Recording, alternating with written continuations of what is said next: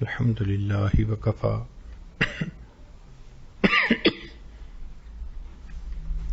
وسلام علی عبادہ الذین اصطفى اما بعد اعوذ باللہ من الشیطان الرجیم بسم اللہ الرحمن الرحیم قل هل يستوي الذین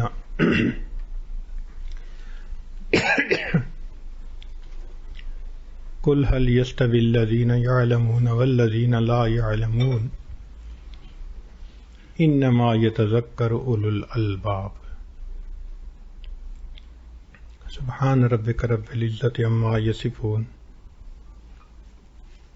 وسلام على المرسلين والحمد لله رب العالمين اللهم صل على سيدنا محمد وعلى آل سيدنا محمد وبارك وسلم۔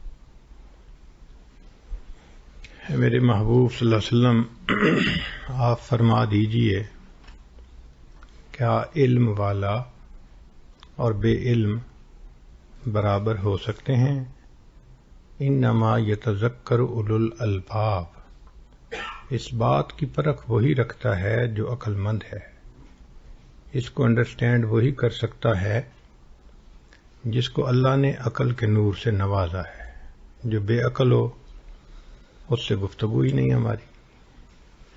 جو صاحب عقل ہوگا وہ اس فرق کو پہچانے گا کہ عالم اور جاہل برابر نہیں ہوتے۔ اس آیت مبارکہ میں مفسرین نے 3 الفاظ پر بڑی روشنی ڈالی ہے۔ پہلی بات قل فرما دیجئے۔ شاہی اعلان جب بھی ہوتا ہے تو اسی طرح ہوتا ہے کہ متوجہ کیا جاتا ہے۔ کہنے والا کہتا ہے کہ لوگوں شاہی اعلان سنایا جائے گا، متوجہ ہو کے بات کو سنو۔ تو قل کا لفظ متوجہ کر رہا ہے کہ یہ اللہ رب العزت کا کلام ہے مگر محبوب کی زبان سے پہنچایا جا رہا ہے۔ دوسرا لفظ ہے حل، یہ استفہامیہ ہے۔ علامہ تفتازانی رحمۃ اللہ علیہ نے لکھا ہے کہ استفہام انکاری میں بسا اوقات توبیخ ہوتی ہے، تو ہے تو حل لیکن اس میں توبیخ بھی ہے کہ جو اس کو مانے گا نہیں وہ پھر سزا پائے گا۔ اور ایک لفظ ہے یعلمون۔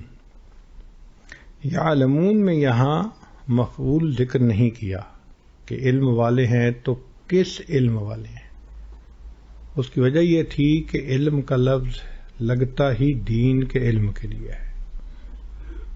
اب دیکھیں ایک لفظ ہے ٹوپی، تو کہنے کی ضرورت ہی نہیں کہ یہ سر پہ پہنی جاتی ہے، لفظ بتا دیتا ہے۔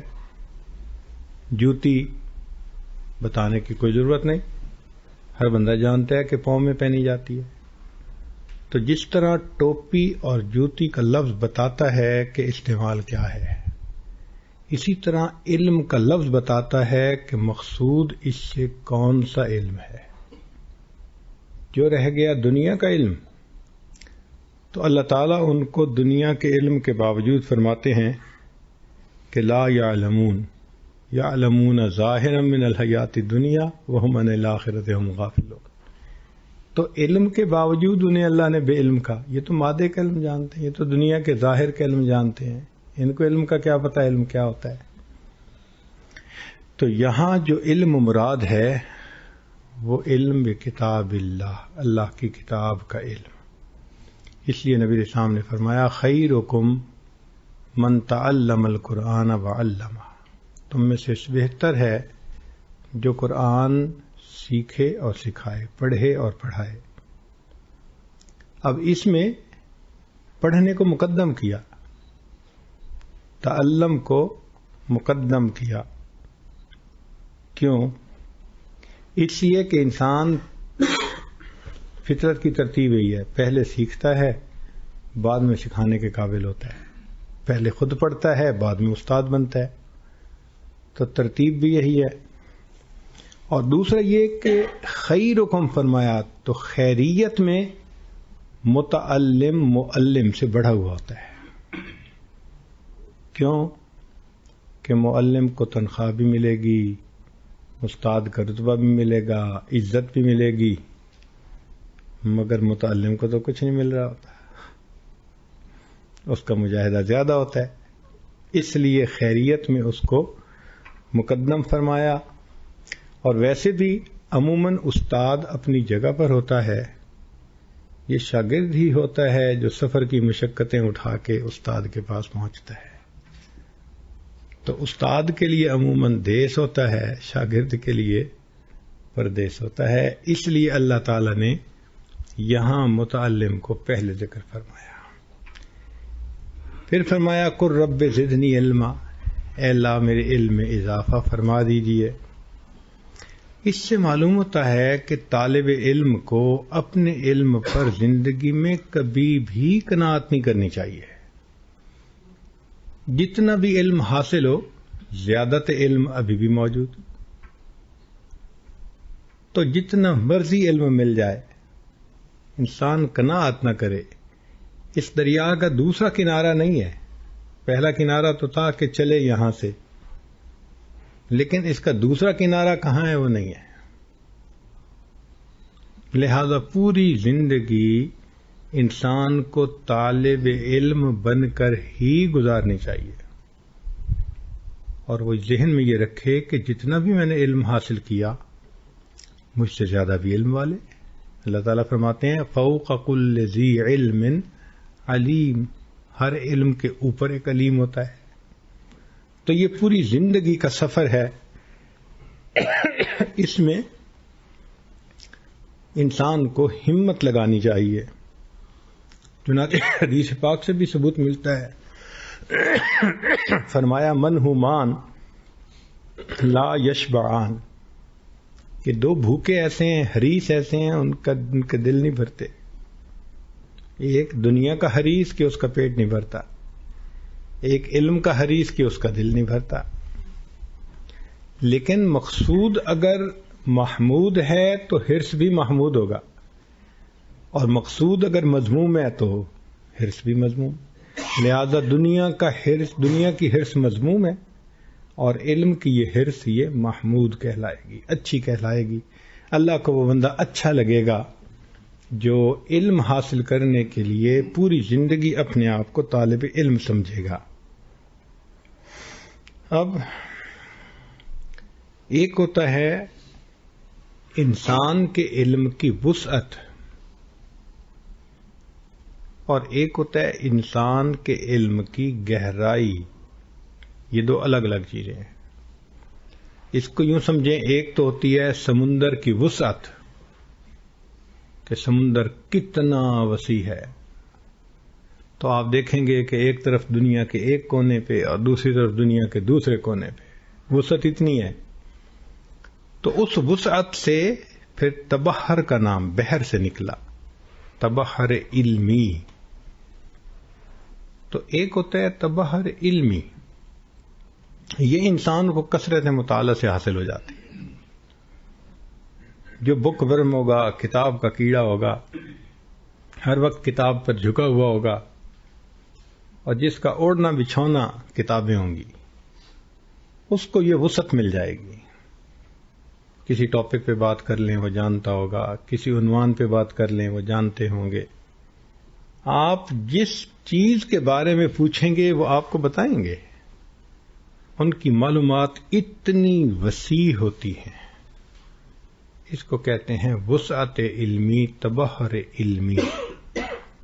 اور ایک کو کہتے ہیں تفقہ، سمجھ دین کی. اس کا تعلق گہرائی کے ساتھ ہے کہ انسان کو دین میں گہرائی کتنی حاصل ہے. یہ تفقہ عجیب چیز ہے، بڑی نعمت ہے یہ، اور یہ انسان کو کثرت عمل سے ملتی ہے. تبحر علمی کثرت مطالعہ سے مل جاتی ہے، مگر تفقہ کس سے ملتی ہے؟ کثرت عمل سے ملتی ہے. اب صحابہ عنہم کے اندر چونکہ کثرت عمل زیادہ تھی، اس لیے ان کے بارے میں آتا ہے کہ اعمقہم علما، وہ علم میں زیادہ گہرے تھے، ان کے پاس عمق زیادہ تھا، گہرائی زیادہ تھی، وسعت زیادہ نہیں تھی۔ چنانچہ دور صحابہ میں بعض ایسے تابعین تھے جن کے فتوے چلتے تھے، خود صحابہ عنہم ان سے مسئلے پوچھنے آتے تھے۔ دور صحابہ میں تابعین کے فتوے جاری ہوتے تھے، تو وسعت ان کے پاس زیادہ تھی، مگر عمق ان کے پاس، گہرائی ان کے پاس تھی، اس لیے کہ ان میں کثرت عمل تھا، تقوی تھا، جس کی وجہ سے اللہ رب العزت نے ان کو گہرائی عطا فرما دی تھی۔ تاہم دیکھا یہ گیا ہے کہ حسن طلب جتنی ہو تو زیادت فی العلم اتنی اس کو نصیب ہوتی ہے۔ زیادت فی العلم جو ہے نا، زدنی علما، اس کا تعلق حسن طلب کے ساتھ ہے، اور حسن طلب ہوگا تو انسان مجاہدہ بھی کرے گا، عمل بھی کرے گا، تقوی بھی اختیار کرے گا، ہر طرح سے علم کو حاصل کرنے کے لیے کوشش کرے گا۔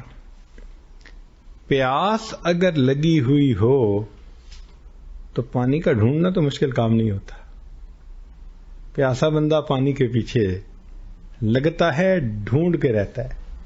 ایسے جب علم کی پیاس ہو تو انسان کو جہاں علم ملے پہنچتا ہے۔ نبی رسالت السلام نے نہیں فرمایا کہ اگر علم ثریا پر ملا کرتا تو اہل فارس میں کچھ لوگ ایسے تھے جو علم حاصل کرنے کے لیے ثریا پہ بھی پہنچ جاتے، تو یہ حسن طلب کہلاتا ہے۔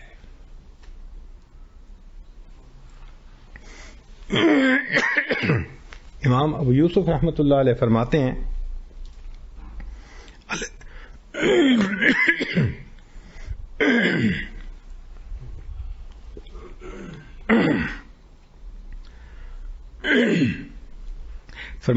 العلم لا يعطيك بعده حتى تعطيه كلك، جب تک تو اپنے آپ کو پورا علم کے لیے وقف نہ کر دے گا، علم اس وقت تجھے اپنا بعض حصہ بھی عطا نہیں کرے گا۔ تو یہ سائیڈ جاب کی طرح کوئی ایسا کام نہیں ہے کہ جی ہم تھوڑا تھوڑا وقت دیں گے علم حاصل ہو جائے گا۔ یہ چاہتا ہے کہ انسان طالب صادق ہو اور حصول علم کے پیچھے لگ جائے۔ اس لیے علم محنت سے نہیں بڑھتا، دھن سے بڑھتا ہے۔ علم محنت سے نہیں بڑھتا، دھن سے۔ دھن اور دھیان، یہ دو نعمتیں جس طالب علم کو حاصل ہو جائیں اس کو اللہ تعالیٰ پھر کثرت علم عطا فرما دیتے ہیں۔ دھن بھی ہو اور دھیان بھی ہو۔ کئی دفعہ دھیان تو بہت ہوتا ہے طلباء میں، دھن نہیں ہوتی، اور اگر دھن ہو تو کئی دفعہ دھیان اتنا نہیں ہوتا۔ دونوں نعمتیں ہیں، دھن بھی نصیب ہو، دھیان بھی ہو، لگا ہوا ہو۔ اس کی مثال سننی ہے تو امام ابو یوسف رحمۃ اللہ علیہ، امام اعظم ابو حنیفہ رحمۃ اللہ علیہ کی مجلس کے یہ رکن تھے، اور شروع میں فتویٰ کا لکھنے کا کام بھی انہی کے زبور تھا۔ بیٹا فوت ہو گیا اور جنازہ تیار ہوا ایسے وقت کہ بالکل وہی وقت تھا جب امام صاحب کی مجلس ہونی تھی۔ تو بس جنازے کی نماز پڑھی، مسجد کے دروازے تک آئے اور اپنے رشتہ داروں کو کہہ دیا کہ مجھ پر یہ احسان کر دو کہ میرے بیٹے کو جا کے دفن کر دو، اور دروازے سے واپس لوٹ آئے کہ میں امام اعظم کی علمی مجلس میں ناغہ نہیں کر سکتا۔ دھن ہو تو ایسی ہو۔ چنانچہ امام مالک رحمۃ اللہ کے ایک شاگرد تھے، بعض نے یحییٰ بن یحییٰ اندلسی لکھا ہے، بعض نے عاقل اندلسی لکھا ہے۔ تو مدینہ طیبہ میں ایک مرتبہ کوئی ہاتھی لے آیا، تو سب لوگ، ایک نئی چیز تھی، دیکھنے چلے گئے۔ تو امام مالک رحمۃ اللہ نے عاقل اندلسی کو کہا تم بھی دیکھ کے آؤ۔ کہنے لگے جی میں یہاں ہاتھی دیکھنے تو نہیں آیا، میں تو آپ سے علم حاصل کرنے کے لیے آیا، مجھے باہر جانے کی ضرورت نہیں ہے۔ جب ایسا دھن اور ایسا دھیان نصیب ہو پھر اللہ تعالیٰ علم میں عمق بھی عطا فرما دیتے ہیں، علم میں تبحر بھی عطا فرما دیتے ہیں۔ اور یہ پھر علم ایسا ہوتا ہے سبحان اللہ کہ امام محمد رحمۃ اللہ علیہ کی کتاب سیر کبیر دیکھ کر ان کو ایک فرنگی بولا تھا کہ ھذا محمدکم الصغیر فکیف محمدکم الکبیر، یہ چھوٹے محمد کی کتاب ایسی ہے تو تمہارے بڑے محمد کی کتاب کیسی ہے؟ تو یہ اللہ رب العزت بندے کو علم عطا فرما دیتے ہیں جس میں گہرائی بھی ہوتی ہے اور جس میں وسعت بھی ہوتی ہے۔ بہرحال علم کے لیے جھکنا پڑتا ہے، محنت کرنی پڑتی ہے۔ اس کی وجہ یہ کہ علم غنی کی صفت ہے، اللہ کی صفت ہے نا، اور اللہ غنی ہے تو علم میں بھی غنا ہے۔ یہ بھی نہیں ملتا جب تک کہ اس کے سامنے بچھا نہ جائے۔ علم کے آگے فرشتے بھی سر نگوں، علم کے آگے فرشتے بھی سر نگوں۔ دیکھو آدم علیہ السلام کو سجدہ کرنے کا حکم کیوں ہوا؟ اس لیے کہ آدم علیہ السلام نے اشیاء کا علم بتا دیا تھا، نام بتا دیے تھے، تو علم سبب بنا آدم علیہ السلام کی طرف فرشتوں کے سجدہ کرنے کا، تو علم کے آگے فرشتے سر نگوں ہو گئے اور علم کے آگے انبیاء بھی سر نگوں، علم کے آگے انبیاء بھی سر نگوں۔ وہ کیسے؟ سورہ کہف پڑھ لیجیے۔ حضرت موسیٰ علیہ السلام اللہ کے پیغمبر اسلام ہیں، اور خضر علیہ السلام کی نبوت میں تو اختلاف لیکن ولایت پہ اجماع ہے۔ اب یہ استاد ہیں، وہ شاگرد ہیں۔ یہ تشریعی علم نہیں تھا، یہ تکوینی علم تھا، لیکن تھا تو علم نا۔ تو حضرت موسیٰ علیہ السلام کہنے لگے کہ میں تمہارے پاس آیا ہوں کہ علمک مما تو علمنی علما، جو اللہ نے تمہیں علم عطا کیا مجھے بھی وہ علم سکھا دیجئے۔ تو شاگرد بن کر سامنے بیٹھنا، اس کا مطلب یہ ہوا کہ علم کے آگے انبیاء بھی سر نگوں۔ یہ علم کی شان ہے، اس کے آگے جھکنا پڑتا ہے اس کو لینے کے لیے۔ اس لیے حدیث پاک ہے، نبی اسلام نے فرمایا تواضعوا لمن تتعلمون منہ، تم جن سے علم حاصل کرتے ہو ان کے سامنے تواضع اختیار کرو۔ اب دیکھیے کہ جس نے تواضع اختیار کی اور علم حاصل کرنے کے لیے اپنے کو مٹا دیا، علم نے پھر اس کو ایک شان عطا کر دی۔ اس لیے کہتے ہیں علم کے بارے میں کہ یہ بندے کو حاصل تو ہوتا ہے، العلم عز لا ذل فی یحصل بذل لا عز فی، حاصل ہوتا ہے انسان کو اپنے آپ کو پامال کرنے سے، اس میں عزت نہیں ہوتی پھر، لیکن جب علم حاصل ہو جاتا ہے پھر اس میں اللہ عزت دیتے ہیں، پھر اس میں ذلت نہیں ہوا کرتی۔ تاہم ہمارے مشائخ نے لکھا ہے کہ علم ادب سے بھی بڑھتا ہے۔ ادب بہت بنیادی چیز ہے۔ ایک مرتبہ حضرت مفتی کفایت اللہ رحمۃ اللہ علیہ نے شاگردوں سے پوچھا کہ بتاؤ علامہ انور شاہ کشمیری رحمۃ اللہ علیہ انور شاہ کشمیری کیسے بنے؟ تو جس کو تفسیر سے ذوق تھا وہ کہنے لگا جی بڑے مفسر تھے، جن کو حدیث کے ساتھ شوق تھا وہ کہنے لگے جی بڑے محدث تھے، جس کو اشعار کے ساتھ اس نے کہا جی کلام بڑا اعلیٰ ان کا عربی میں۔ تو حضرت خاموش رہے۔ پھر کسی شاگرد نے کہا کہ حضرت آپ بتا دیجئے، تو انہوں نے فرمایا کہ ایک مرتبہ یہ کوشچن خود علامہ انور شاہ کشمیری رحمۃ اللہ علیہ سے کسی نے پوچھا، ڈائریکٹ کوشچن کیا کہ حضرت آپ علامہ انور شاہ کشمیری رحمۃ اللہ کیسے بنے؟ تو حضرت نے جواب میں فرمایا کہ اللہ نے مجھے کتابوں کا ادب عطا فرمایا تھا، میں بے وضو کتاب کو ہاتھ نہیں لگاتا تھا، میں قرآن مجید کے اوپر کبھی حدیث پاک کی کتاب نہیں رکھتا تھا، حدیث پاک کے اوپر فقہ کی کتاب نہیں رکھتا تھا، فقہ کے اوپر تاریخ کی کتاب نہیں رکھتا تھا، کتابوں کے رکھنے میں بھی ان کے درجات کا لحاظ کرتا تھا اور بے وضو ہاتھ نہیں لگاتا تھا۔ پھر فرمان لگے کہ بخاری شریف پڑھی ہوتی تھی میں تلاوت کرتا تھا تو میں بخاری شریف کو اپنے تابع نہیں بناتا تھا، اپنے آپ کو بخاری شریف کے تابع بناتا تھا۔ ان کا یہ کیسے؟ فرمان لگے کہ بخاری شریف کو تو میں پڑھتا تھا تو حاشیہ دیکھنے کا موقع آتا تھا۔ اب حاشیہ کبھی تو اس ڈائریکشن میں لکھا ہوتا ہے اور کبھی ذرا دوسری ڈائریکشن میں، تو جب دوسری ڈائریکشن میں ہوتا تھا تو فرماتے تھے میں بخاری شریف کو یوں نہیں کرتا تھا، وہ پڑھی رہتی تھی، میں خود اٹھتا تھا دوسری ڈائریکشن میں بیٹھ کے پھر اس کا مطالعہ کیا کرتا۔ تو کتابوں کے ادب نے مجھے علامہ انور شاہ کشمیری رحمۃ اللہ بنا دیا۔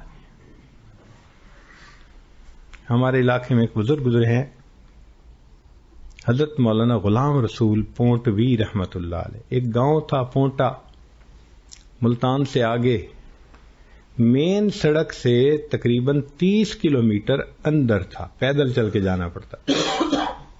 یہ حضرت شیخ الہند رحمۃ اللہ علیہ کے شاگرد تھے، مگر شیخ الہند رحمۃ اللہ علیہ سے محبت اتنی تھی کہ سبحان اللہ عاشق تھے۔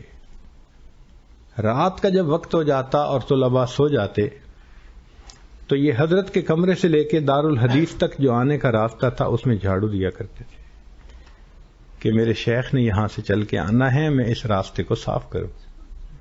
اور جھاڑو بھی تنکوں والا استعمال نہیں کرتے تھے کہ کسی کی آنکھ نہ کھل جائے، کسی کو پتہ نہ چل جائے، کپڑے سے صاف کرتے تھے۔ اللہ تعالیٰ کی شان دیکھیں، ایک رات اٹھے اور کپڑا تھا نہیں تو اپنے امامے کے کپڑے کو ہی اتار لیا اور صفائی شروع کر دی۔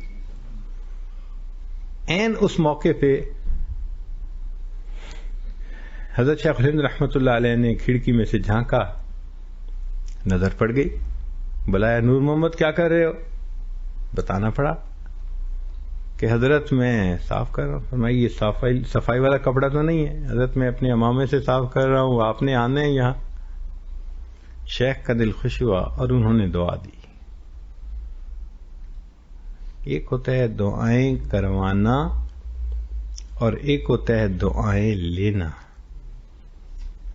دعائیں کروانا بھی بہت اچھا ہوتا ہے، مگر دعائیں لینے کا مقام کچھ اور ہوتا ہے کہ بندہ شاگرد ایسا بنے کہ استاد کے دل سے دعا نکلے، خدمت ایسی کرے، ادب ایسا کرے، استاد کے دل سے دعا نکلے۔ کہتے ہیں کہ 3 نوجوان تھے، تینوں کا نام تھا عبداللہ، اور تینوں نبی علیہ الصلوۃ والسلام کی خدمت میں ایک دوسرے سے آگے بڑھتے تھے، پیش پیش۔ اور نبی علیہ الصلوۃ والسلام تہجد کی نماز میں ان تینوں عباد اللہ کا نام لے کر دعا مانگا کرتے تھے، اور نبی علیہ الصلوۃ والسلام کی دعا ایسی لگی کہ تینوں اپنے اپنے فن میں امام بنے۔ عبداللہ ابن عمر رضی اللہ عنہ امام المحدثین بنے، عبداللہ ابن عباس لانو امام المفسرین بنے، اور عبداللہ ابن مسعود لانو امام الفقہاء بنے۔ کاش کہ ہم بھی اپنے اساتذہ کی، مشائخ کی دعائیں لینے والے بن جائیں۔ تو نور محمد کو دعا مل گئی، سعادت کے دروازے کھل گئے۔ ایسا علم ملا کہ جب لوٹ کے اپنے گاؤں واپس آئے تو گاؤں میں ہی پڑھانے کی نیت کر لی۔ اب لوگ کہتے ہیں جی کہ طلباء تو آتے ہیں جی سہولیات کے پیچھے، اگر سہولیات نہیں ہوں گی تو طلباء کیسے آئیں گے؟ نہیں، جس طرح شہد کی مکھی شہد کے پیچھے آتی ہے، طلباء بھی علم کے شہد کے پیچھے آتے ہیں، جہاں چھتا مل جاتا ہے شہد کا آ جاتے ہیں۔ چنانچہ طلباء ان کے پاس جاتے تو اپنا بستر سامان لے کر اترتے، اور یہ سامان اپنے سر پہ لے کر 30 کلومیٹر چل کر مدرسے پہنچتے تھے۔ جب گھر جانا ہوتا تھا تو 30 کلومیٹر چل کے پھر بس ملا کرتی تھی، اور اس بستی میں حضرت کے پاس 350 طلباء پڑھنے کے لیے تھے، 350 طلباء، اور اللہ نے ایسا ان کو علم میں مہارت عطا فرمائی تھی، سبحان اللہ، کہ ایک مرتبہ خیر المدارس کا سالانہ جلسہ تھا، تو حضرت خیر محمد جالندھری رحمۃ اللہ علیہ نے سب اکابرین کو بلایا ہوا تھا. بڑے بڑے جو جبال العلم تھے وہ وہاں آئے ہوئے تھے. حضرت مفتی محمد شفیع رحمۃ اللہ علیہ، حضرت بنوری رحمۃ اللہ علیہ اور اس جیسے حضرات آئے ہوئے تھے. ان اکابر کی موجودگی میں حضرت مولانا خیر محمد جالندھری رحمۃ اللہ علیہ نے اعلان کیا کہ شمس النحات نور محمد پونٹوی سٹیج پر تشریف لائیں. شمس النحات کو جس کو لقب ملے، سبحان اللہ، شمس النحات نور محمد پونٹوی سٹیج پہ تشریف لائیں. اللہ نے ایسا علم دیا تھا کہ فرمایا کرتے تھے کہ پوری دنیا سے شرع جامی کو ضبط کر لیا جائے. پوری دنیا سے شرع جامی کو ضبط کر لیا جائے اور پھر کوئی طالب علم میرے پاس آ کر کہے کہ حضرت شرع جامی کی ضرورت ہے، فرماتے تھے میں شرع جامی کو اپنے حافظے سے لکھوا سکتا ہوں.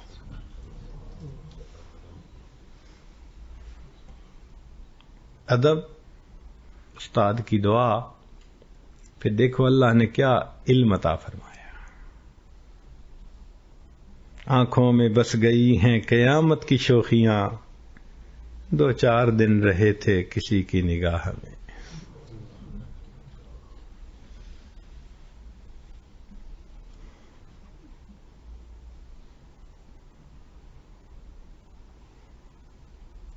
اور دوسری چیز جس سے علم میں تفقع آتی ہے وہ ہے تقوی.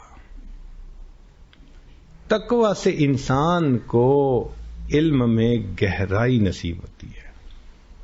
قرآن مجید کی آیت ہے واتقوا اللہ ویعلمکم اللہ، اور تم تقوی اختیار کرو تمہیں اللہ علم عطا کرے گا. یہ کتابوں سے بڑھ کر کوئی چیز ہوتی ہے جو تقوی کی وجہ سے اللہ عطا فرما دیتے ہیں.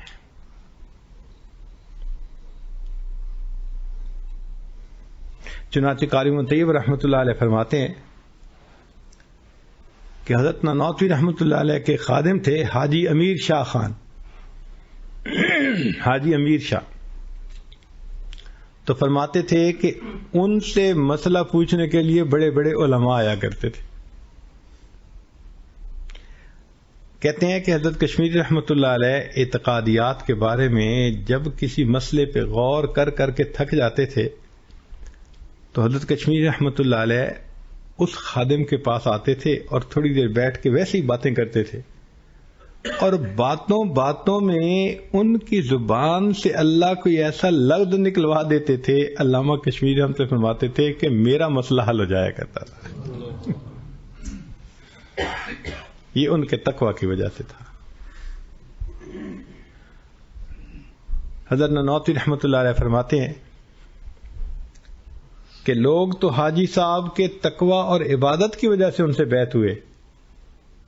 لوگ تو حاجی صاحب کے تقوی اور ان کی عبادت کی وجہ سے ان سے بیعت ہوئے. فرماتے تھے میں حاجی صاحب کے علم کی وجہ سے ان سے بیعت ہوا.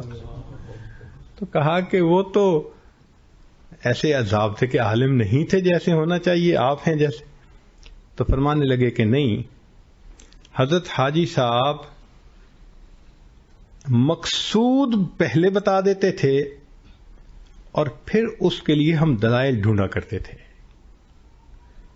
اور علماء کا مسئلہ یہ ہے کہ دلائل ان کے پاس ہوتے ہیں، ان کو مقصود تلاش کرنا پڑتا ہے، اس لیے مقصود کے تلاش کرنے میں کبھی کمی ہو جاتی ہے. لیکن جس کو اللہ کی طرف سے نتائج سے پہلے مطلع کر دیا جائے تو دلائل تو ڈھونڈنے بڑے آسان کام ہوتی. تو یہ تقوی کی وجہ سے اللہ رب العزت نے ان کو تفقہ عطا فرمایا. ہمارے اکابر علماء دیوبند کے جو استاد کل کہلاتے ہیں وہ حضرت مولانا مملوک علی رحمۃ اللہ علیہ استاد کل کہلاتے ہیں. یہ مولانا مملوک علی رحمۃ اللہ علیہ جب نحو پڑھتے تھے تو کوئی ان کو نحو پڑھاتا نہیں تھا، اس لیے کہ ذہین بہت زیادہ نہیں تھے. تو جو پڑھاتا تھا وہ استعداد کو دیکھ کے تو کہتا تھا کہ یہ غبی سا بچہ ہے تو اس کو کیا محنت کرے اس کے اوپر. منت سماجت کرتے تھے علماء کی کہ مجھے پڑھا دے، اور علماء کہتے تھے کہ نہیں ہمارے پاس ٹائم نہیں. بہت مایوس ہو گئے مولانا مملوک علی رحمۃ اللہ علیہ. اس مایوسی کے عالم میں شاہ عبد العزیز رحمۃ اللہ کے پاس چلے گئے، اور شاہ عبد العزیز رحمۃ اللہ علیہ نے صرف ان کو ایک مرتبہ سبق پڑھایا. تو شاہ صاحب کے ایک مرتبہ سبق پڑھانے پر دل ایسا کھلا کہ انہوں نے تقوی کو اختیار کیا. اللہ نے اتنا علم دیا کہ علماء کے استاد کل کہلاتے.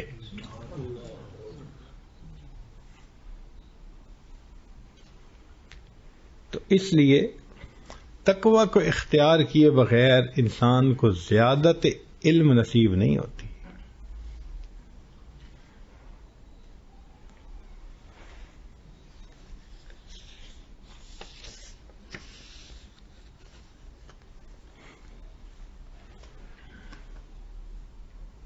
ہمارے اکابر علماء دیوبند کو اللہ رب العزت نے علم میں جو مقام عطا کیا تھا، سبحان اللہ، وہ اپنی مثال آپ ہے. یہ ایسے حضرات تھے کہ ان کے ایک ہاتھ میں شریعت تھی اور دوسرے ہاتھ میں طریقت تھی. در کفے جام شریعت در کفے سندان عشق، ہر ہوس ناکے نداندن یا مسمہ باختن. ہر کسی کے پاس تو یہ اعزاز نہیں ہوتا. یہ مرج البحرین تھے، علم ظاہر بھی حاصل تھا، علم باطن بھی حاصل تھا. مجمع البحرین تھے، دونوں علوم تھے. اسی لیے مسند حدیث پہ بیٹھتے تھے تو اسقلانی اور کستلانی کی یادیں تازہ کر دیتے تھے، اور جب مسند ارشاد پہ بیٹھتے تھے تو وقت کے جنید اور بایزید نظر آتے تھے. ان نعمتیں، ان کا کیا علمی مقام تھا. امید ہے کہ آپ حضرات دل کے کانوں سے سنیں گے کہ علامہ شبیر احمد عثمانی رحمت اللہ علیہ، جنہوں نے شرح مسلم لکھی فتح الملہم، وہ لکھتے ہیں سألت العلامہ النقی التقی الذی لم تر العیون مثلہ، کہ میں نے علامہ سے پوچھا جو تقی نقی تھے، جن جیسا کوئی شخص آنکھوں نے نہیں دیکھا. یہ لکھنے والے کون ہیں؟ علامہ شبیر احمد عثمانی رحمت اللہ علیہ. وہ علامہ انور شاہ کشمیری رحمت اللہ کے بارے میں لکھتے ہیں کہ لم ترل العیون مثلہ، آنکھوں نے ان جیسا علم والا شخص نہیں دیکھا. وَلَمْ يَرَا هُوَ مِثْلَهُ، اور انہوں نے بھی اپنے جیسا عالم نہیں دیکھا. آنکھوں نے ان جیسا نہیں دیکھا اور انہوں نے بھی اپنا جیسا عالم نہیں دیکھا. وَلَوْ كَانَ فِي صَالِحِ الزَّمَانِ لَكَانَ لَهُ شَانٌ فِي طَبْقَةِ أَهْلِ الْعِلْمِ عَظِيمٌ، اگر متقدمین میں ہوتے تو علمی طبقہ میں ان کی بڑی شان ہوتی. وَهُوَ سَيِّدُنَا وَمَوْلَانَا الْأَنْوَرُ الْكَشْمِيرِي رحمت اللہ علیہ. تو علامہ انور شاہ کاشمیری رحمۃ اللہ علیہ کے مزید اتنے اونچے الفاظ کہے کس نے؟ علامہ شبیر احمد عثمانی رحمت اللہ نے. حضرت نانوتوی رحمت اللہ، حضرت تھانوی رحمت اللہ فرماتے ہیں کہ اللہ نے ایسا علم دیا تھا کہ میں ان کے سامنے جاتا تھا تو ان کی علمی جلالت شان کا میرے اوپر بھی اثر ہوتا تھا.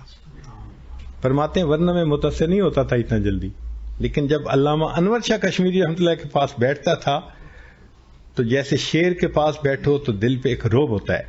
تو علامہ انور شاہ کاشمیری رحمۃ اللہ علیہ کا ایک علمی دبدبہ تھا جو میرے اوپر بھی اثر کرتا تھا.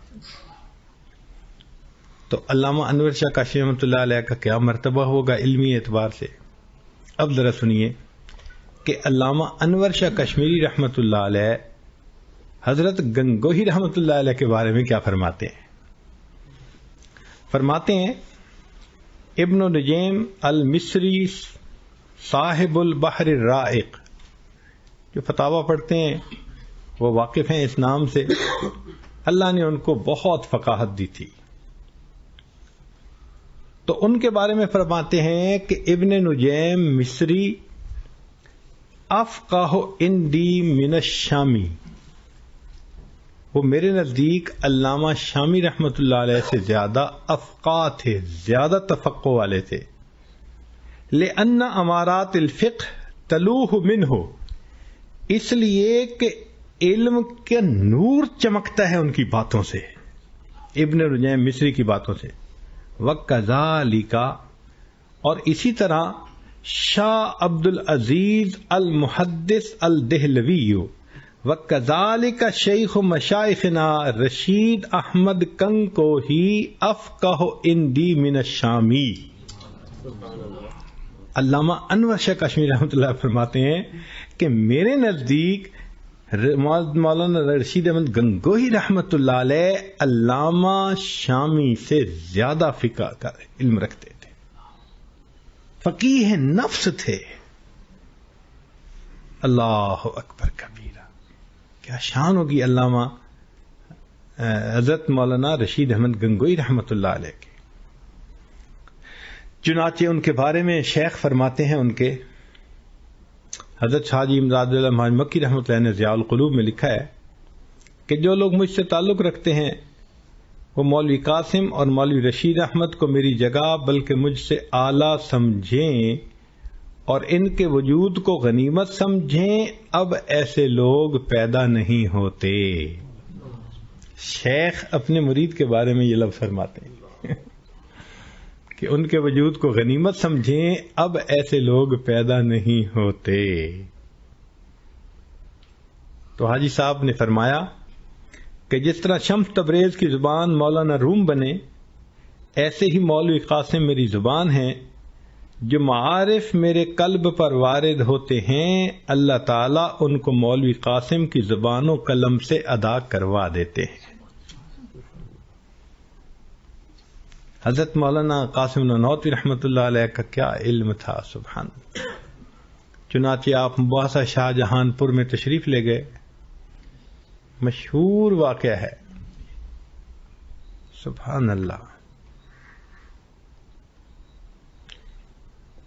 جب جانا تھا، چلو میں واقعے کی کچھ تفصیل بھی عرض کر دیتا ہوں کہ جب شاہ جہان پور جانا تھا تو آپ نے لوگوں کو بتا دیا تھا کہ میں 1 دن پہلے شاہ جہان پور پہنچ جاؤں گا. لوگ انتظار میں تھے. چنانچہ علماء شہر نے سوچا کہ حضرت تشریف لائیں گے تو حضرت کا ہم استقبال کریں گے ریلوے اسٹیشن کے اوپر. تو بہت بھیڑ تھی لوگوں کی جو حضرت کا استقبال کرنے کے لیے اسٹیشن پر پہنچے ہوئے تھے. ریل تو آ گئی، مسافر بھی اترے، گھروں کو چلے گئے، پلیٹ فارم خالی ہو گیا، حضرت نظر نہ آئے. لوگ بڑا پریشان، حضرت نہیں پہنچے تو کل تو مناظرہ ہے، کل تو مباحثہ ہے. اور اس مباحثے میں حضرت ہی کی ذات تھی کہ جو اسلام کی حقانیت کو واضح کر سکتی تھی، اور کوئی آدمی موضوع نظر نہیں آتا تھا. بڑے پریشان. کیا ہوا؟ جو بڑے تھے وہ کہنے لگے کوئی بات نہیں، ہو سکتا ہے ٹرین مس ہو گئی ہو اور وہ آ جائیں کسی اور ذریعے سے، ہم ذرا شہر سے پتہ کرتے ہیں. تو شہر میں اس وقت موٹل تھے، سرائے تھیں جس میں مہمان آ کے ٹھہرا کرتے تھے، وہ ان پر جگہ ڈھونڈنے کے لیے. اچھا، ادھر کیا مسئلہ ہوا کہ حضرت مولانا قاسم نانوتوی رحمۃ اللہ علیہ سفر کر رہے تھے ٹرین پر. جب منزل قریب آئی تو دل میں خیال آیا، میں نے لوگوں کو بتا دیا تھا پروگرام، اپنا برنامج، کہ میں اس دن پہنچ جاؤں گا، تو ایسا نہ ہو کہ کوئی میرے استقبال کے لیے آئے اور میں تو استقبال کے قابل نہیں ہوں، لہذا مجھے اس اسٹیشن پہ نہیں جانا. تو پھر کیا کریں؟ حضرت نے فیصلہ کیا کہ میں 1 اسٹیشن پہلے اتر جاؤں گا اور یہ جو 10 میل کا سفر ہے یا 15 میل کا، یہ میں پیدل طے کر لوں گا۔ 1 اسٹیشن پہلے اتر گئے، اکیلے ہیں، خادم بھی کوئی ساتھ نہیں، پیدل چل پڑے۔ اللہ کی شان کے راستے میں ایک بڑی نہر تھی، گہری، اب حضرت کو عبور کرنی پڑی۔ جب نہر عبور کی تو جو پاجامہ تھا وہ سارا گیلا ہو گیا، تو حضرت کے پاس دھوتی تھی جو کندھے پہ رکھتے تھے، سنت بھی ہے، تو حضرت نے وہ دھوتی باندھ لی اور پاجامہ نیچے زمین پہ پھیلا دیا بھئی یہ خشک ہو جائے۔ پھر سوچنے لگے اس کے خشک ہونے میں میں کیوں اتنا وقت لگا رہا ہوں، مجھے چلنا چاہیے، سفر طے کرنا چاہیے۔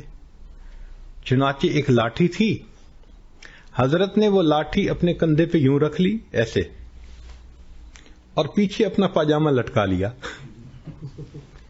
اور یہ اسلام کا سفیر جا رہا ہے، کوئی خادم نہیں، کوئی ساتھ طالب علم نہیں۔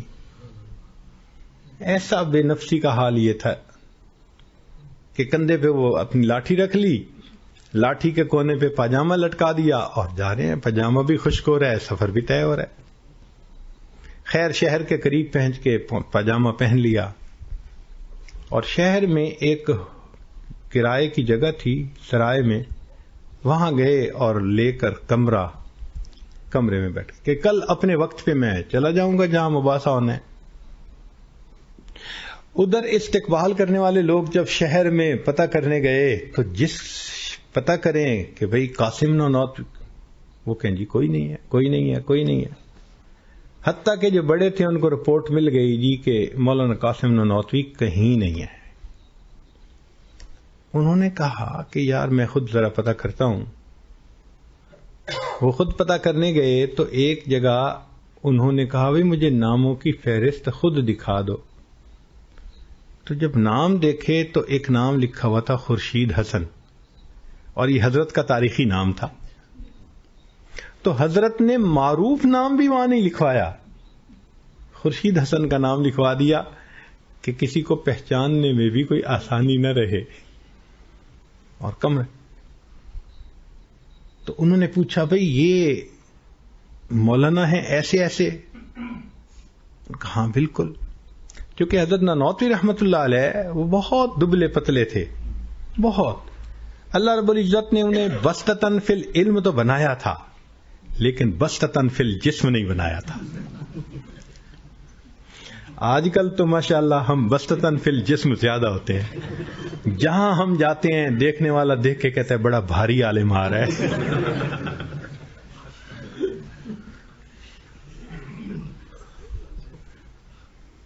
مگر حضرت نانوتوی رحمت اللہ علیہ بہت دبلے پتلے سے تھے۔ اس نے کہا اس طرح کے ہیں؟ اس نے کہا یہی ہیں۔ وہ سمجھ گئے کہ بس یہ حضرت نانوتوی۔ دروازہ کھٹکھٹایا، حضرت نے دروازہ کھولا۔ او حضرت آپ یہاں؟ ہم تو استقبال کے لیے آپ کا اسٹیشن پہ اتنا انتظار کر رہے تھے۔ تو حضرت نے جواب میں فرمایا میں اسی لیے پہلے اتر گیا تھا اور اسٹیشن پہ نہیں آیا کہ میں استقبال کے قابل نہیں تھا۔ اور اگلی بات کہی جو سونے کی سیاہی سے لکھنے کے قابل ہے۔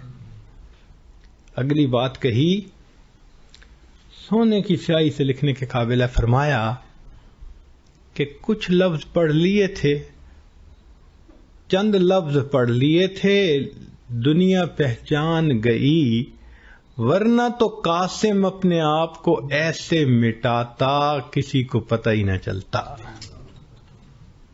جب دل کی کیفیت یہ ہونا کہ میں اپنے آپ کو ایسے مٹاؤں کہ کسی کو پتہ ہی نہ چلے، پھر من تواضع للہ رفعہ، پھر اللہ ان کو بلندی عطا فرما دیتے۔ یہ حضرت مولانا قاسم نانوتوی رحمت اللہ علیہ۔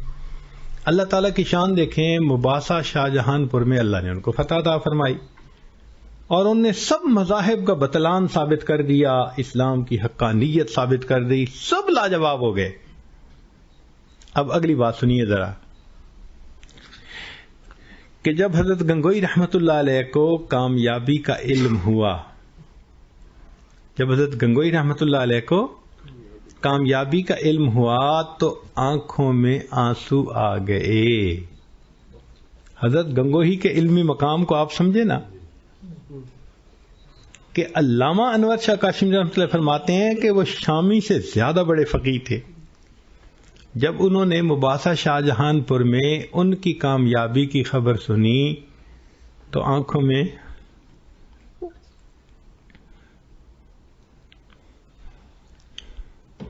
آنسو آ گئے، فرمانے لگے ہمارا دوست اب ہم سے جدا ہو جائے گا،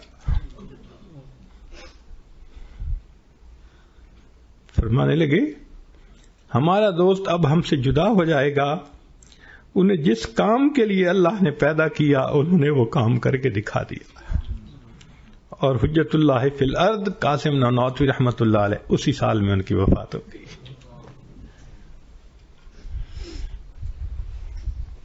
یہ اکابر علماء دیوبند کا علمی مقام تھا۔ حضرت گنگوئی رحمت اللہ علیہ کے بارے میں سائیں توکل شاہ امبالوی مجذوب تھے، وہ فرمایا کرتے تھے کہ میں نے اس شخص کو مجلس نبوی میں مسند افتاء کے اوپر بیٹھے ہوئے دیکھا ہے۔ سائیں توکل شاہ امبالوی یہ کہا کرتے تھے۔ میاں عبد الرحیم ولایتی ایک بزرگ تھے، انہوں نے حضرت گنگوئی کو دیکھا تو فرمانے لگے کہ اس شخص کا قلم عرش الہی کو دیکھ کے چلتا ہے۔ یہ عبد الرحیم ولایتی رحمت اللہ علیہ۔ ہمارے بزرگوں میں سے حضرت مولانا فضل الرحمان گنج مراد آبادی رحمت اللہ علیہ نقشبندیہ سلسلہ کے بزرگ تھے، اور ان کا کشف بڑا معروف تھا۔ اتنا تھا کہ ایک مرتبہ مولانا عبد الحی جنہوں نے موطا امام محمد پہ حاشیہ لکھا، اتنا علمی مقام ان کا، وہ ان کو ملنے کے لیے آئے اور راستے میں نماز پڑھنے میں کوئی کمی ہو گئی تو کشفن معلوم کر لیا اور مولانا کو اس غلطی پہ ڈانٹا، مولانا نے غلطی کو تسلیم کر لیا۔ اتنا کشف تھا ان کا، حالانکہ انہوں نے شرح وقایہ پہ بھی حاشیہ لکھا تھا۔ صاحب تفسیر حقانی وہ حضرت مولانا فضل الرحمان گنج مراد آبادی نے اس کو ملنے کے لیے آئے تو ان سے پوچھا کہ آپ نے جمل کا اور ابل کا کیا ترجمہ کیا؟ انہوں نے کہا اونٹ۔ تو فرمانے لگے کہ عربی زبان پڑھو، جمل کا معنی موٹا رسہ بھی ہوتا ہے اور ابل کا معنی بادل بھی ہوتا ہے، اور جب رجوع کیا گیا تو واقعی ان کی بات صحیح نکلی۔ حضرت مولانا احمد علی سہارنپوری رحمت اللہ علیہ ہمارے اکابر علماء دیوبند میں انوکھی شان والے، ایسے محدث نظر نہیں آتے جنہوں نے بخاری شریف پہ حاشیہ لکھا۔ انہوں نے 25 پارے حاشیہ لکھا تھا، وفات ہو گئی، پھر 5 پارے حضرت مولانا قاسم نانوتوی رحمت اللہ نے آخری مکمل کیے۔ وہ ایک مرتبہ ملنے کے لیے آئے تو مولانا فضل الرحمان گنج مراد آبادی رحمت اللہ علیہ نے ان کو فرمایا کہ مولانا تم نے بخاری شریف پہ حاشیہ لکھا ہے؟ جی۔ فرمانے لگے تم نے حاشیے پہ فلان جگہ غلطی کی ہے۔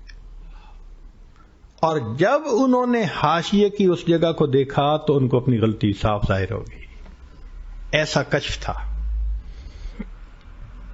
اب ایک مرتبہ ہوا یہ کہ حضرت مولانا رشید گنگوئی رحمت اللہ علیہ کے پاس مولانا فضل الرحمان گنج مراد آبادی رحمت اللہ علیہ کا خادم آیا ملنے کے لیے حضرت کو، حضرت گنگوئی رحمت اللہ کو ملنے کے لیے۔ تھوڑی دیر بیٹھا، جب جانے لگا تو حضرت نے واپسی پہ فرمایا اس خادم کو کہ اپنے پیر سے کہنا کہ خلق محمدی اختیار کریں، یہ الفاظ کہہ دیے۔ اچھا ریزن کیا تھی؟ کہ لوگ آتے تھے مولانا فضل الرحمان گنج مراد آبادی کی طرف اور وہ سختی کرتے تھے، خوب ان کو بگا دیتے تھے، دھکے دیتے تھے، تو جلالی طبیعت تھی اور معاملہ ایسا تھا. تو حضرت گنگوئی رحمۃ اللہ نے کہا کہ تم اپنے پیر کو جا کے کہنا کہ خلق محمدی اختیار کریں، ضبط سے کام لیں. اب جب وہ خادم پہنچا تو مولانا فضل الرحمان گنج مرادر نے پوچھا کہ بھئی تم کہاں گئے تھے؟ جی میں حضرت گنگوئی کو ملنے. بھئی بتاؤ انہوں نے کیا کہا؟ اس نے چھپانے کی کوشش تو کی مگر وہ چھپانے تو نہیں نہ دیتے تھے. یہ حضرات تو جواسیس القلوب ہوتے ہیں نا. پوچھ لیا صحیح صحیح لفظ بتاؤ انہوں نے کیا کہے تھے. تو انہوں نے کہا کہ جی کہا تھا انہوں نے اپنے پیر کو کہنا ضبط سے کام لیں اور خلق محمدی اختیار کریں. یہ سن کے حضرت مولانا فضل الرحمان گنج مراد آبادی رحمۃ اللہ فرمانے لگے اس صاحب زادے جیسا ظرف میں کہاں سے لاؤں جو سمندر کے سمندر پیے بیٹھا ہے ڈکار بھی نہیں لیتا. یہ مولانا فضل الرحمان گنج مراد آبادی رحمۃ اللہ فرماتے ہیں کہ اس صاحبزادے جیسا ظرف میں کہاں سے لاؤں کہ جو سمندر کے سمندر پیے بیٹھا ہے اور ڈکار بھی نہیں لیتا. اس لیے ان کے شاگرد دیکھیں تو مولانا الیاس رحمۃ اللہ علیہ، ان کے شاگرد عبد الرحیم رائے پوری رحمۃ اللہ علیہ، ان کے شاگرد حضرت مولانا خلیل احمد سہارنپوری رحمۃ اللہ علیہ، ان کے شاگرد شیخ الہند رحمۃ اللہ علیہ، ان کے شاگرد. سبحان اللہ. شاگرد اپنے استاد کے کمالات کا نمونہ ہوا کرتے ہیں. چنانچہ اللہ رب العزت نے ہمارے اکابر کو یہ علمی شان عطا فرمائی تھی.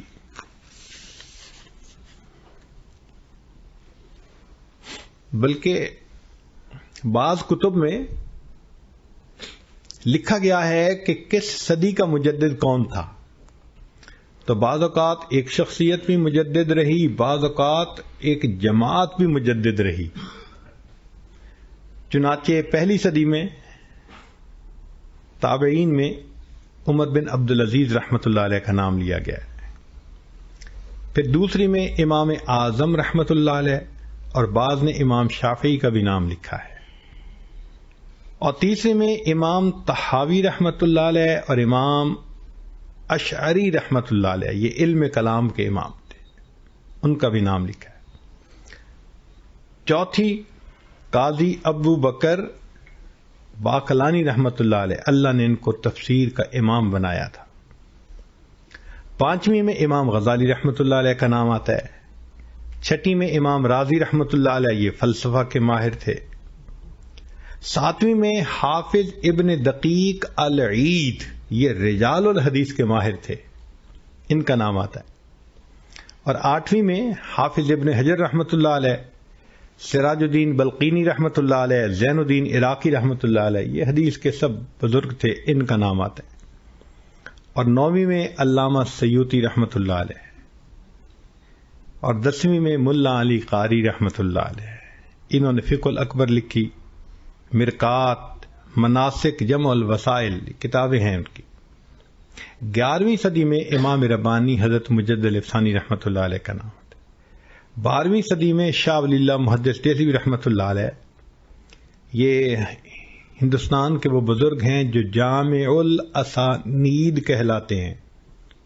جامع الاسانید سے کیا مراد کہ پاک و ہند بنگلہ دیش کے جتنے بھی علماء ہیں ان کی علمی جو نسبت ہے وہ ان کے اساتذہ سے اوپر جاتی ہوئی شاہ ولی اللہ محدث دہلوی رحمۃ اللہ سے اوپر جاتی ہے. یہ ایسا راؤنڈ اباؤٹ ہے کہ اس کو ایک راستہ ملتا ہے پھر وہاں سے آگے چلتا ہے. پھر 13ویں صدی کے مجدد حضرت تھانوی رحمۃ اللہ نے لکھا ہے کہ شاہ غلام علی دہلوی رحمۃ اللہ علیہ، سید احمد شہید رحمۃ اللہ علیہ بھی اسی میں تھے. اور پھر 14ویں صدی میں حضرت گنگوہی رحمۃ اللہ علیہ، حضرت اقدس تھانوی رحمۃ اللہ علیہ اور حضرت مولانا الیاس رحمۃ اللہ علیہ. آپ ان حضرات کے کام کو دیکھیں اور ان کے شاگردوں کے کام کو دیکھیں، آپ یقین کریں گے کہ اللہ نے ان کے ذریعے سے دین کو ایک نئی تازگی عطا فرمائی ہے. یہ وہ بزرگ تھے کہ جنہوں نے واقعی دین کی خدمت کی کہ آج ان کی علمی شان محسوس کر کے انسان حیران ہوتا ہے۔ حضرت شیخ الہند رحمۃ اللہ علیہ کی بات سنا کے میں اپنی بات کو ذرا مکمل کرتا ہوں کہ شیخ الہند رحمۃ اللہ علیہ کو فرنگی نے مالٹا میں قید کر دیا تھا، اور حضرت کے ساتھ حضرت کے شاگرد بھی تھے، حضرت مولانا حسین احمد مدنی رحمۃ اللہ علیہ، اور بھی دو حضرات تھے، نصیر الدین غور غشتوی رحمۃ اللہ علیہ۔ بالآخر وہاں سے پھر آزاد ہوئے اور حضرت واپس تشریف لائے۔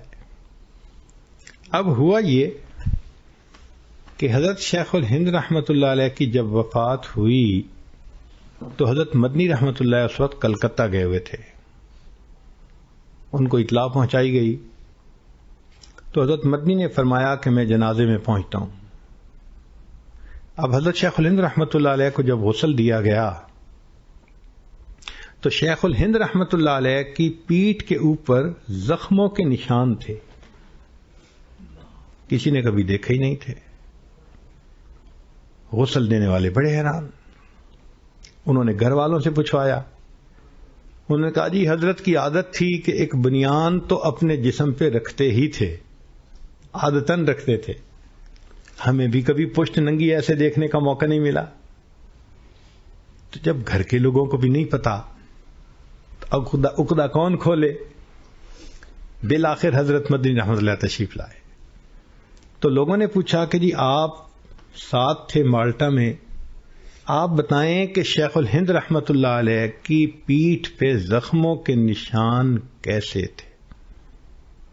تو حضرت مدنی رحمۃ اللہ کی آنکھوں میں آنسو آ گئے، فرمانے لگے کہ میرے شیخ نے مجھ سے عہد لیا تھا تم میری زندگی میں یہ بات کسی کو نہیں بتاؤ گے، لیکن اب وہ تو وفات پا گئے، اب میں یہ بات بتا سکتا ہوں کہ جب ہم وہاں تھے تو فرنگی نے حضرت شیخ الہند رحمۃ اللہ علیہ کو پکڑا اور انگارے زمین کے اوپر بچھائے اور کہا کہ یا تو یہ کہہ دو کہ تم ہمارے ساتھ ہو، ورنہ ہم ان انگاروں پر تمہیں لٹائیں گے۔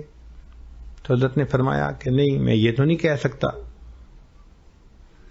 تو انہوں نے زبردستی حضرت کو انگاروں کے اوپر لٹایا، انگاروں پر لیٹنے کی وجہ سے کمر جل گئی، اور حضرت جب شام کو آئے کمرے میں تو لیٹا نہیں جاتا تھا، تکلیف کی وجہ سے صرف بیٹھے ہوئے تھے اور کراہنے کی آواز نکلتی تھی، اور ہم شاگرد اس وقت قربان ہو رہے تھے کہ حضرت آپ نے اتنی تکلیف اٹھائی، کوئی جھومانی بات کر دیتے۔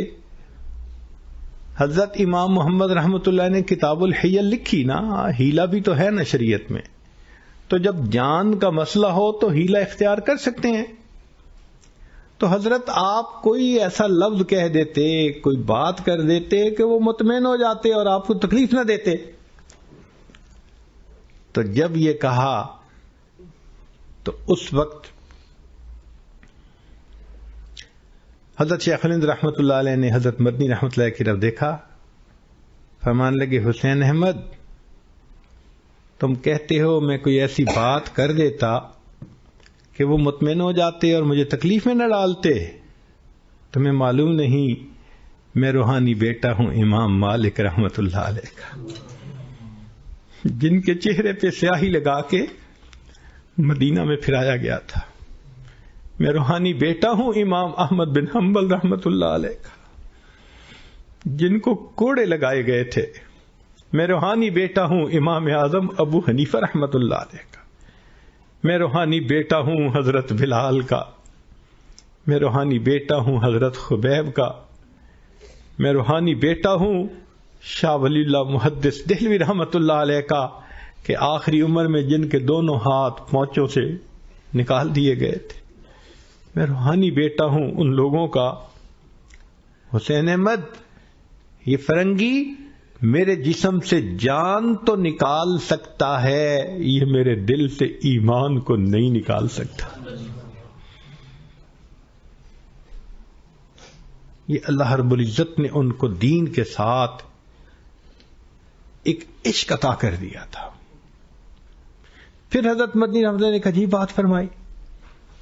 کہنے لگے کہ 2-4 دن گزرے تو اعلان ہو گیا کہ بھئی ان کو پھانسی لٹکا دو. یہ نہیں بات مانتے. جب حضرت شیخ الہند رحمت اللہ علیہ نے پھانسی کی بات سنی تو کہنے لگے بڑے غمزدہ، زارو قطار رو رہے ہیں، خاموش ہیں، بیٹھے ہیں. اب ہم حیران کہ یا اللہ، آگ پہ لٹایا تو صبر تھا، اور پھانسی کی خبر سن کے اب صبر کہاں گیا؟ اب زارو قطار رو رہے ہیں. تو کہنے لگے پھر ہم شاگرد گئے اور ہم نے کہا کہ حضرت اگر یہ پھانسی چڑھا بھی دیں گے تو آپ تو سیدھا جنت میں جائیں گے، اس میں آپ کو گھبرانے کی کیا ضرورت ہے؟ تو یہ بات سن کے شیخ الہند رحمت اللہ علیہ نے فرمایا حسین احمد میں موت سے نہیں ڈرتا. تو حضرت پھر روتے کیوں ہیں؟ حسین احمد میں اللہ کی شان بے نیازی سے ڈرتا ہوں کہ کبھی کبھی وہ بندے کی جان بھی لے لیتا ہے، قبول بھی نہیں کیا کرتا. مجھے اللہ کی شان بے نیازی رلا رہی ہے کہ پتہ نہیں یہ قبول بھی ہوگی قربانی کے نہیں قبول ہوگی. جو اللہ کی عظمتوں کو جانتے تھے، قربانیاں بھی دیتے تھے، پھر اتنا اللہ سے ڈرتے بھی تھے. اولئک آبائی فجئنی بمثلہم اذا جمعتنا یا جریر المجامع. اللہ رب العزت ہمیں ان اکابر کا روحانی فرزند بن کر عملی زندگی، تقوی کی زندگی گزارنے کی توفیق نصیب فرمائے. وآخر دعوانا ان الحمد للہ رب العالمین.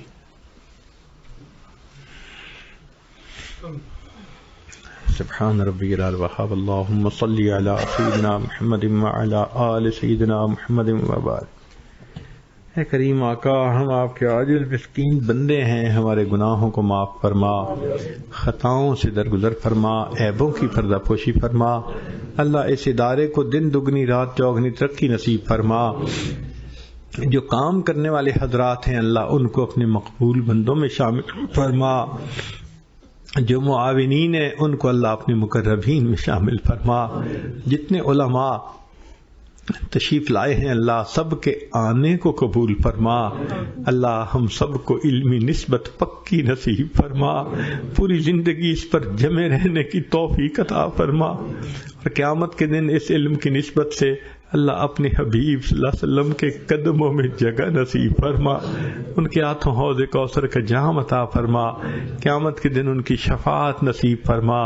اے کریم آقا، ہمارے گناہوں سے درگزر فرما.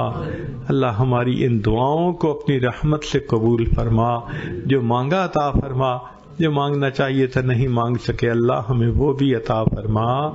ربنا تقبل منا انک انت السمیع العلیم وتب علینا انک انت التواب الرحیم. صلی اللہ تعالی علی حبیبہ سیدنا محمد وآلہ واصحابہ اجمعین برحمتک یا ارحم الراحمین.